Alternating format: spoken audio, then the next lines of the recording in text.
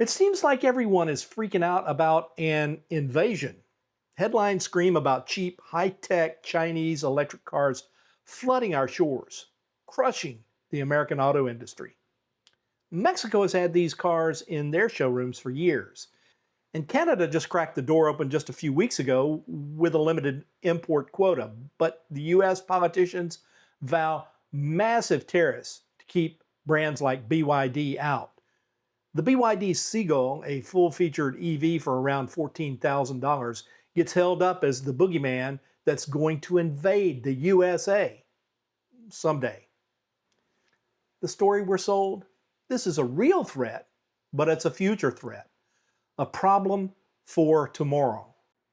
But what if, just what if, it's dead wrong?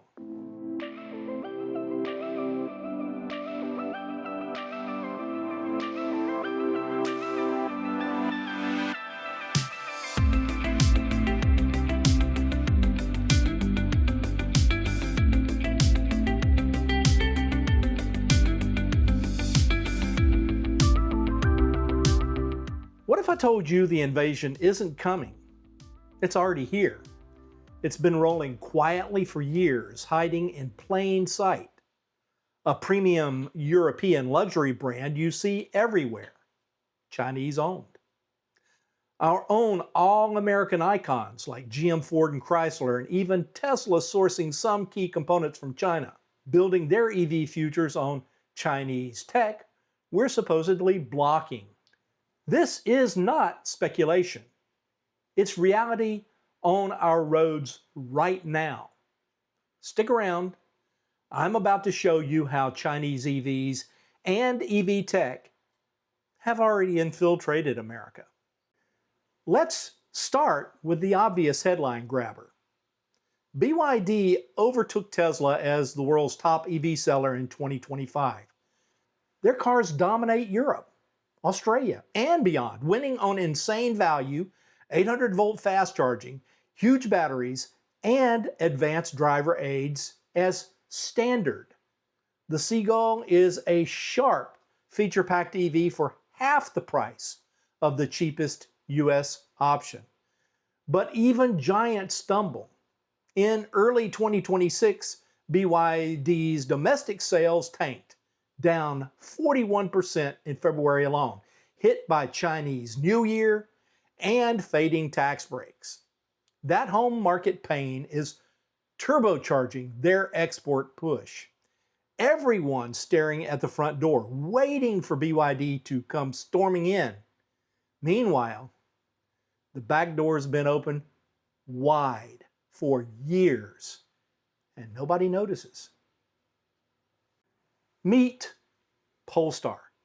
Sleek, minimalist, Swedish design luxury in an EV. Born from Volvo's performance arm, styled in Gothenburg, tied to Volvo's legendary safety reputation. You see them on US roads and think, European premium. Here's the reveal.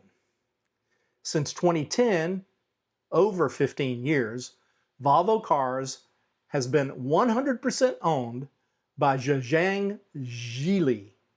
It's a holding group and a Chinese powerhouse. Polestar spun out as Geely's EV flagship, publicly traded but majority controlled by Geely and its founder. They share platforms like the CMA architecture co-developed with Geely.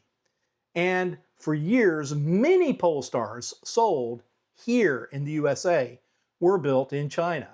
It's genius.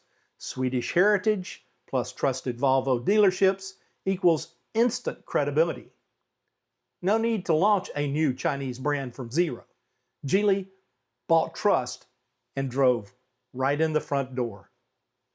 Even with US tariffs still 100% on direct Chinese EVs in 2026, forcing shifts, Polestar 3 is built in South Carolina, Polestar 4 is built in South Korea. The core ownership and tech roots remain Chinese. Geely's luxury Trojan horse has been cruising American streets for years. If this subject piques your interest, go ahead and click the like and subscribe button now because it's time to open Pandora's box. So keep watching. But Polestar is just the imported side. The bigger shock? Our own all-American icons are leaning on Chinese tech to survive. Yes, you heard me correct. Ford, the blue oval, assembly line pioneer, Mustang, F-150, pure Americana. Their EV stars, the Mustang Mach-E and even the Ford F-150 Lightning until the brainiacs in Ford pull the plug on it, rely on batteries for everything. Range, power, cost. Ford's getting its edge in affordable, durable LFP batteries from China. Specifically CATL, the world's biggest EV battery maker. Ford's partnership, well, CATL supplies LFP packs and licenses tech for Ford's $3.5 billion blue oval battery park in Michigan. It's in Marshall. And production will be starting this summer, 2026. No Chinese raw materials, but the core chemistry and know-how is from CATL. GM's doing similar to stay competitive, but here's where it gets wild. Stay tuned. Here we go.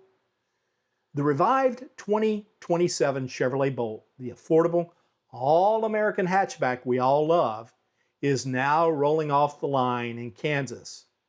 But it's fundamentally a Chinese car in disguise. The window sticker doesn't lie, right here on the screen, right there in black and white. 51% of the materials in this car are from China. That includes the electric motor, the drive unit, and of course the batteries. This is straight from the Monroney sticker. Just 17% of its components come from the US and Canada. A staggering 51% from China. That includes the heart of the EV, the LFP battery pack, sourced from CATL as a stopgap until GM's own US LFP production ramps up in late 2027, about the time they're supposed to shut the lines down for the Bolt. The electric motor and the drive unit imported straight from China, period, as is the drive unit in the Equinox. An iconic nameplate assembled here, priced around $29,000 with solid range and fast charging, powered by Chinese batteries, motors, and drivetrain. The very affordable EV we're counting on to fight the coming Chinese wave, well, it's already majority Chinese under the skin. And for the ICE zealots yelling, "See, EVs are nothing but Chinese trash," well, here, even the gas-powered Buicks aren't safe. Walk into any Buick showroom right now and you'll see the Envision SUV. 100% built in China, imported and sold as a mainstream American brand for nearly a decade. Though the next generation shifts to US production, actually displacing the Bolt in the Kansas factory. So what? A good battery is a good battery. A cool Polestar, a Bolt, or even a Buick Envision is just a car. Give it a rest, Jim. Wrong.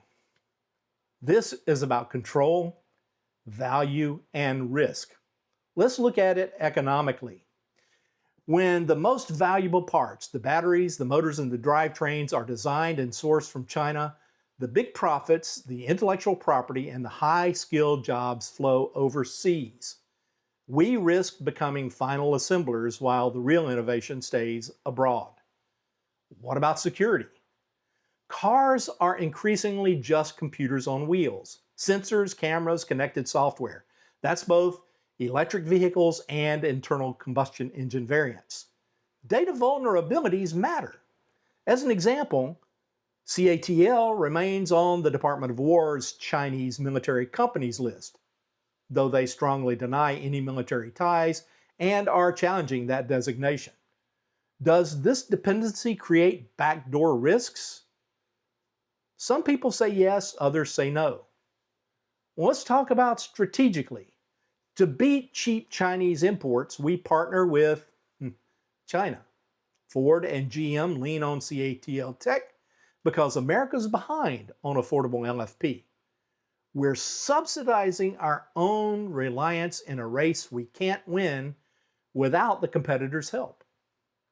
And don't forget, Canada cracked the door to allow up to 49,000 Chinese EVs at reduced tariffs per year. Mexico already imports them by the thousands. The lower 48 states are sandwiched between these two automotive powerhouses, and these Chinese EVs are already crossing the border. This quiet integration, ownership plus deep tech dependency, plus our neighbors letting them through the door, is stealthier and more powerful than any tariff-dodging fleet. The Chinese invasion isn't on the horizon. It's in your driveway as a sleek Polestar, under the hood of Ford EVs, and beating at the heart of the 2027 Chevy Bolt. 51% Chinese components, including a motor, drivetrain, and batteries. And it's sitting in Buick showrooms as the fully Chinese-built internal combustion engine Envision.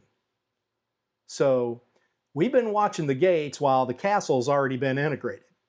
The battle for auto dominance is in supply chains. It's in licensing deals and boardrooms, not just the ports when they come on shore. Now that you see it, I got to ask you, what do we do? And for those of you who want to make this political, this isn't about political ideology. It's about what historically makes America great, our manufacturing capabilities.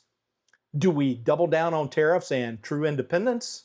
Do we sit back and embrace the tech transfer as inevitable? Or do we push harder to rebuild our own edge and eliminate the power of the fossil fuel industry to foment anti-EV sentiment while our automakers die on their withering fossil fuel vine? Drop your thoughts in the comments. Does Made in America still mean anything, or is it just a label now? Let's talk seriously about this, because it's obvious no one in government from any political party has a clue about how to handle this. But I believe we, the good and free people of the USA, do have an answer if we work together and stop bickering like a bunch of mini kindergartners in the schoolyard. Thanks for stopping by, and don't forget to like and subscribe. I hope to see you out there or somewhere along the route from point A to point B. So take it easy, and I'll see you all real soon.